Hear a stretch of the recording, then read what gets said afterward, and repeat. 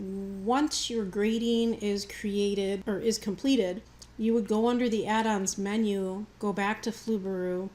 If there was any type of discrepancy and you wanted to start all over again, you can choose a regrade assignment. But this is at the point where I would go to share grades.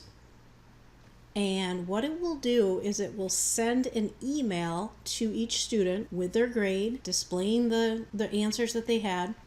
You can change some different things, but grade sharing method, you can share through email. There is an option where you can share through Google Drive. Include list of questions and scores. You can uncheck that if you want to, but that is the default answer. If you chose to include an answer key, you could check that box as well. And then if you had a message to your students that you wanted to include, you could do that also. And then when you're done, you would click continue.